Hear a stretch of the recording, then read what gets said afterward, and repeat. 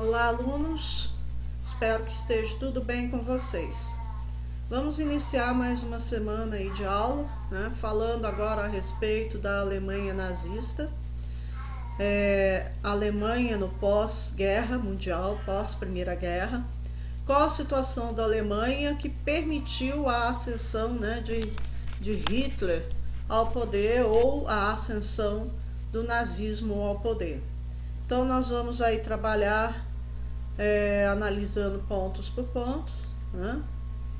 Primeiro aí que vamos trabalhar é no pós-guerra, em 1919, na cidade de Weimar, os parlamentares recém-eleitos iniciaram o regime republicano e uma nova constituição para a Alemanha, conforme as determinações do Tratado de Versalhes.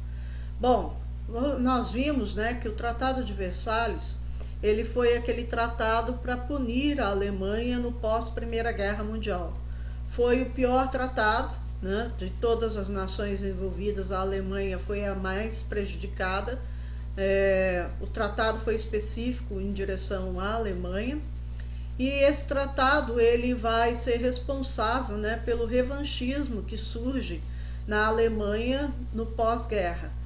Porque esse tratado ele provoca uma crise terrível para a Alemanha, e essa crise permite a ascensão do nazismo e a ascensão do socialismo. E a Alemanha, por causa do tratado, ela entra no caos. E uma das exigências do tratado era que se formasse uma república na Alemanha, porque o imperador alemão, o Guilherme III, se eu não me engano, ele acaba renunciando ao trono, porque a população alemã não gostou da rendição.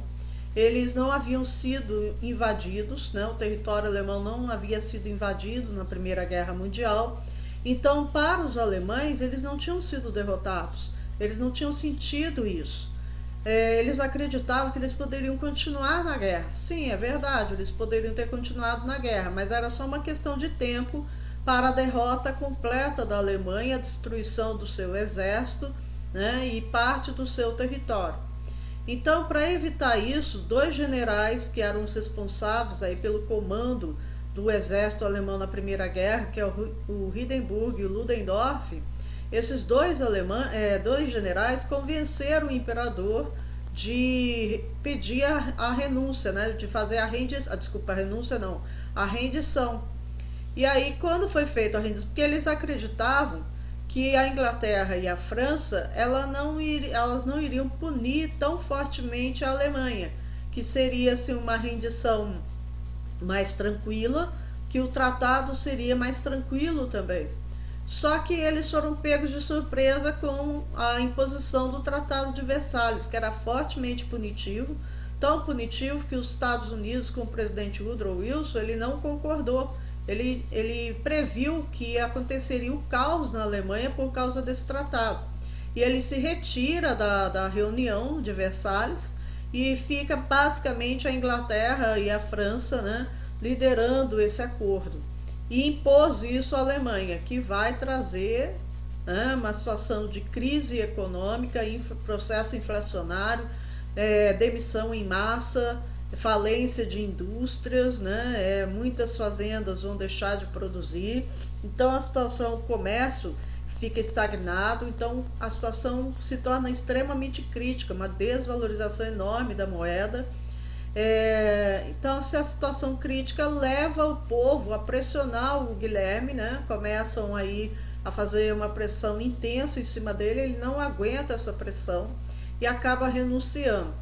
E aí é formada uma república. Aí o Tratado de Versalhes ainda estava em andamento, eles exigiram então a criação dessa república para a Alemanha, que é chamada de República de Weimar, por causa da localização da sede dessa república, que era na região de Weimar, na Alemanha.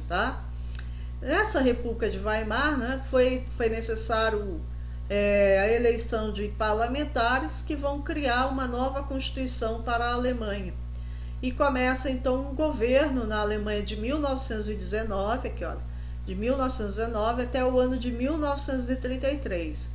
Esse período foi um período bem tumultuado, como eu já falei para vocês, e é governado por um governo social-democrata, que seria assim de centro-esquerda, tá?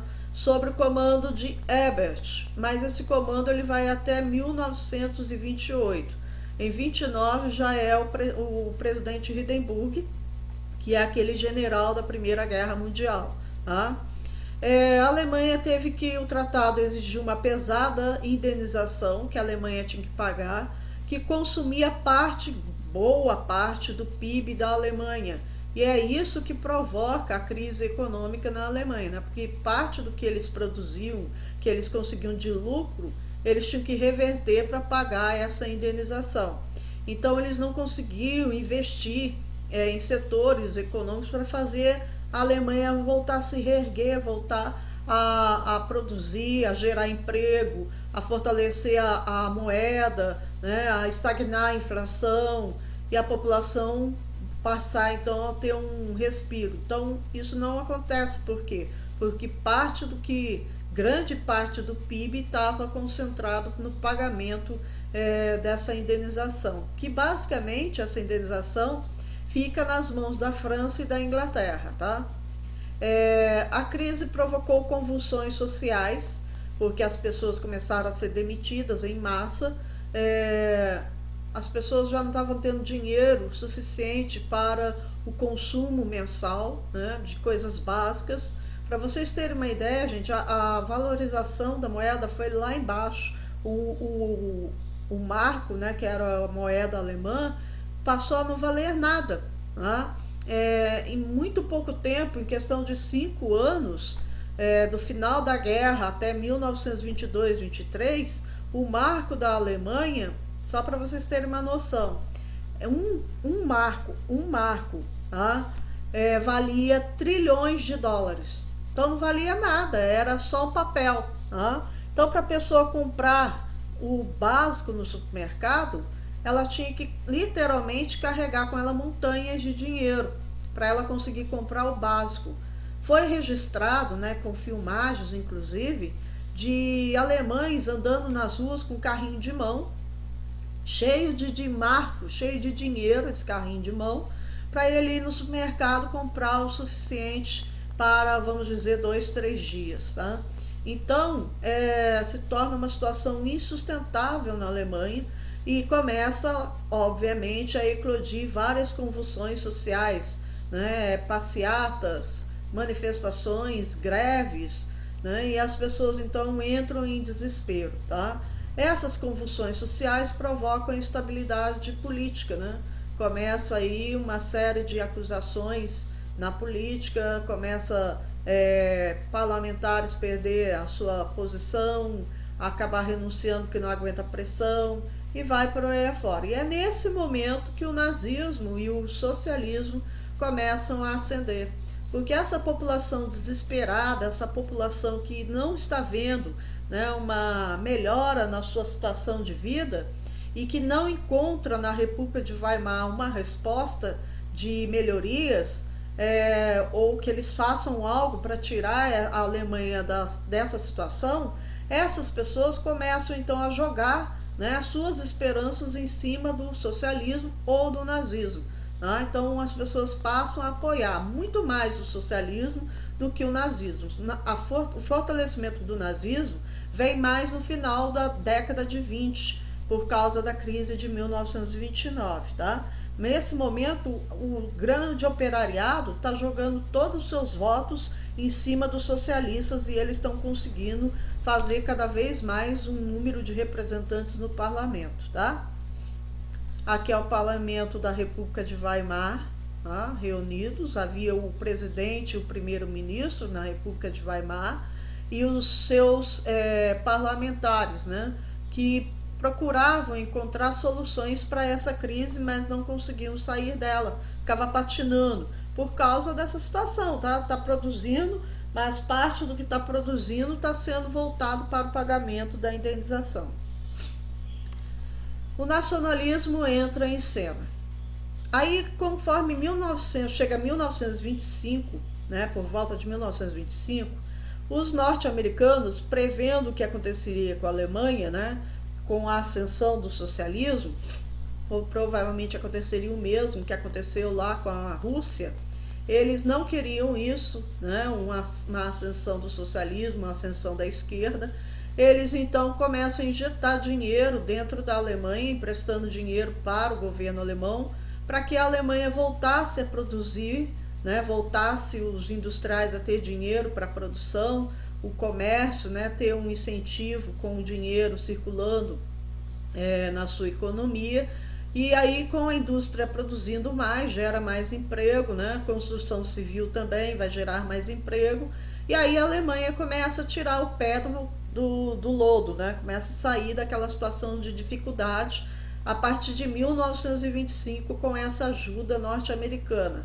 E aí o movimento socialista ele dá uma estagnada e os nazistas eles, né, praticamente estão correndo atrás aí, mas não estão conseguindo grande êxito não, por causa dessa ajuda norte-americana. Porém, gente, a coisa muda de novo. Quando chega em 1929, né, o que acontece? Eclode a crise lá nos Estados Unidos, que é a quebra da Bolsa de Valores de Nova York, e com essa quebra da Bolsa de Valores de Nova York, aos Estados Unidos vai à falência. Indo à falência, é óbvio que os Estados Unidos vai ter que suspender todas as ajudas internacionais que ele estava dando, inclusive para a Alemanha. Então, com a suspensão dessa ajuda, a Alemanha volta de novo para a crise, de forma intensa. Aí a indústria que estava voltando, né, a produzir, voltando a sair daquela situação de dificuldade, volta para a dificuldade, começa a demitir, fechar portas, né, a construção civil praticamente vai ficar estagnada. Então a situação volta a ficar extremamente crítica. E é nesse quadro, né, de que a Alemanha mergulhou de novo na crise econômica, é que os nazistas começam a ascender.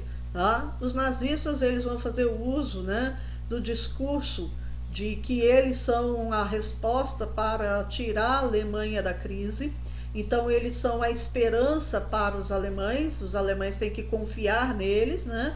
E eles são a esperança para a Alemanha voltar a crescer. Então eles vêm com esse discurso enaltecedor, com um discurso apontando o dedo para um culpado. Culpado vão ser os banqueiros judeus, né? Vão ser os investidores judeus. Então eles são aquela raça perniciosa que precisa ser combatida, que precisa ser exterminada, diante desse discurso de ódio aí dos nazistas, tá?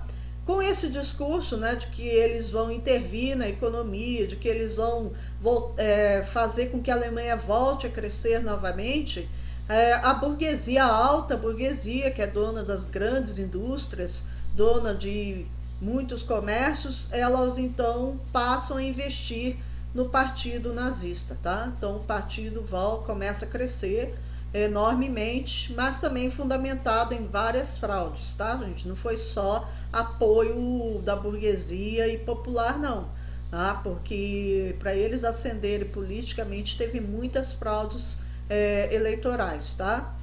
Forças conservadoras e nacionalistas aglutinaram-se no Partido Nacional Socialista dos Trabalhadores Alemães, tá? Que é conhecido como Partido Nazista. O nome todo do partido é esse, Partido Nacional Socialista dos Trabalhadores Alemães. Ora, se eles são socialistas, por que eles são considerados de extrema direita, tá? Porque o Hitler, ele fala o seguinte, né? Ele usa o nome socialista porque é um direito da extrema direita, é um direito, né, deles, porque são eles que verdadeiramente, né, lutam pela valorização do que é social, pela valorização do trabalhador, e que a esquerda se apropriou do termo socialismo de forma a enganar as pessoas. Então ele fala que os nazistas utilizam desse termo, né, utilizam-se dessa nomenclatura da forma correta, né, que eles que são os verdadeiros representantes aí da valorização do trabalhador, né, da valorização do operário e do cidadão alemão, tá? O Partido Nazista, né, que é esse nome todo é Partido Nacional Socialista dos Trabalhadores Alemães, né, os nazis, eles foi fundado no ano de 1919. Porém, no ano de 1923, ele sofre uma reformulação, tá? 21. Aí nós temos, tá, o grande líder do partido nazista, que é o Führer. Führer, a palavra Führer significa líder, tá? Assim como Mussolini era chamado de Duce, que é o líder na Itália, o Hitler foi chamado de Führer na Alemanha, tá bom? Aqui é uma propaganda nazista, né? Aqui o símbolo máximo deles, né? A bandeira da Alemanha, quando os nazistas ascenderam ao poder, a bandeira foi trocada pela bandeira do partido nazista, o símbolo da suástica, né? Que era um símbolo que já existia há muito tempo, muita gente não sabe disso, mas é um símbolo desde a antiguidade, existe, tá? E usado por muitos povos, tá? E indianos, usado pelos budistas, é usado pelos taoístas, usado até mesmo entre a região ali dos vikings, né, no norte da Europa, e foi encontrado esse símbolo até mesmo na América. E os nazistas se apropriaram então desse símbolo, que para eles representava somatória e poder, tá? O Partido dos Trabalhadores Alemães foi fundado em 1919 na cidade de Munique, tendo seu nome trocado em 1920 para Partido Nacional Socialista dos Trabalhadores Alemães. O termo nacional socialista dá origem ao termo nazismo, que era utilizado como forma de contrapor o termo comunismo internacional socialista. Aquilo que eu falei para vocês, eles diziam que os comunistas, a esquerda, né, se apropriaram como se eles tivessem roubado esse termo, tá? Que não era direito deles usá-lo. E aqui a águia, né, que também era outro símbolo de força e poder dos nazistas, ela repousada, né, sobre o símbolo da suástica. Bem, gente, vou parar por aqui, a gente continua na próxima aula. Até lá.